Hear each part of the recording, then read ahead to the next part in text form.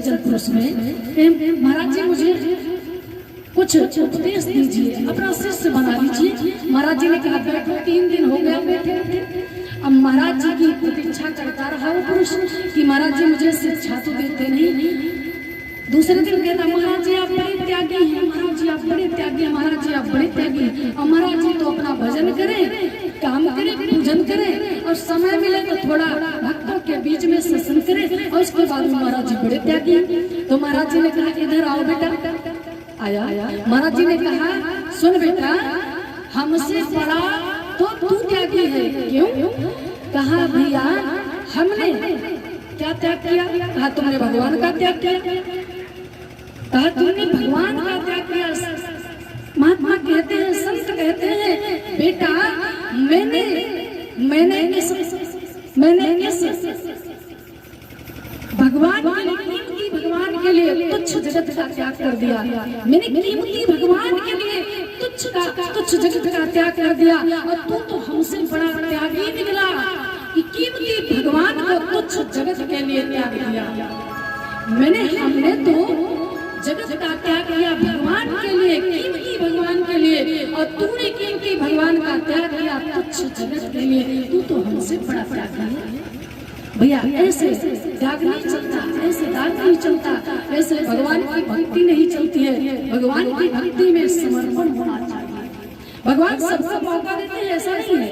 भगवान जीव को जगत में 1 बार नहीं, 2 बार नहीं, 3 बार मौका देते हैं। युवा अवस्था में भी भगवान संकेत देते हैं भजन करो। संकेत कैसे मिलता है? जब किसी की मृत्यु होती है तब आदमी को ज्ञान आता है, ज्ञान में आता है कि भगवान के सिवा जगत में कुछ जा नहीं सकता, भगवान ही मेरे हैं, भगवान के अतिरिक्त मेरा कोई नहीं है, ना मैं किसी का हो सकता।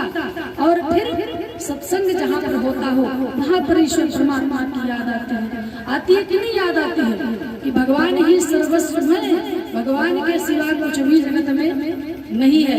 और ये बात सत्य है, भगवान के सिवा कुछ भी नहीं है। क्योंकि हमारे अंतःकरण में जो बैठा है परमात्मा बोलने वाला, उसको हमने आज तक देखा नहीं और हम दिन भर चलाते। हम बोलते हैं जब हम बोलते हैं तो अपने को देख क्यों नहीं पाते भैया? हमारे अंदर जो बैठा है बोल रहा है, हम उसको ही नहीं देख पा रहे हैं तो हम क्या हैं? हम कुछ भी नहीं है। जो करता है करने वाला है भगवान है। केवल भगवान के लिए हम समर्पण में बने रहे, भगवान हमारे ऊपर अपना अनुग्रह बनाए रखेंगे तो क्या है। अब जैसे भगवान समय समय पर बताते हैं कि जाग जा, अभी समय है, युवा अवस्था में जगाते, फिर महाराज वृद्धावस्था में जगाते। जब क्या होता है शरीर दुर्बल हो जाता तब ना दान कर सकते, ना भजन कर सकते, ना भगवान का ध्यान कर सकते। और तब हमारे मन में होता है कदाचित अच्छा कर्म किया होता तो आज ये मेरी दुर्गति नहीं होती। इसी प्रकार से जीव को संभालने के लिए भगवान क्या करते हैं? भगवान सचेत करते हैं, नोटिस जारी करते हैं, आदमी की केस पकड़ने लगते हैं। भगवान संकेत करते हैं ए भैया अभी समय है, भजन कर लो, दान कर लो। अभी हाथ पर चल रहा फिर भी नहीं मानो चेतना है, फिर भगवान दूसरी नोटिस जारी करते हैं, महाराज गिरा देते हैं और मानव की इतना चालाक है भगवान को भी 4 हाथ पीछे छोड़ देता है, रेडीमेड दांत लगवाता है, भैया गाली कर लेता है। अभी तो मैं युवावस्था में हूँ। फिर भगवान क्या करते हैं? आंखों पर मोतिया बिंद चढ़ाते हैं, अभी दान कर लो, अभी भजन कर लो, समय है। फिर भी जीव भगवान की सुनता नहीं है। भैया आपको बहुत सी तारीखें याद होगी, आपको बहुत सी तारीखें याद होगी कि किस डेट में हमारी शादी भई, अब किस डेट में हम नौकरी पाए, किस डेट में मेरा बेटा हुआ। मालूम है कि नहीं मालूम है? लेकिन यह बात किसी को नहीं मालूम है कि किस डेट में हम बूढ़े हुए। मालूम है किसी को? बुढ़ापा बता करके नहीं आता।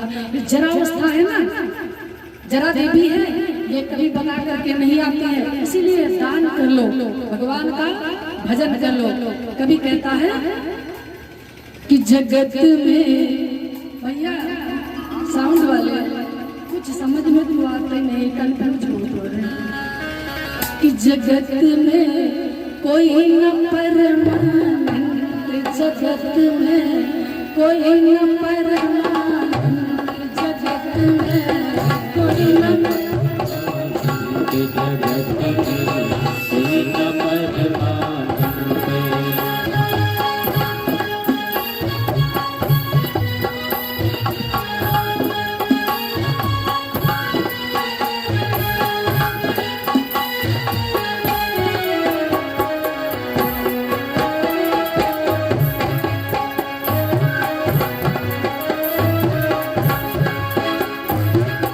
दिल चमेली, दिल चमेली, चंदन सावन, दिल चमेली, चंदन सावन, चाहे लगा लो संत जगत में, कोई न परमानंद जगत में, कोई न परमानंद जगत में, कोई न परमानंद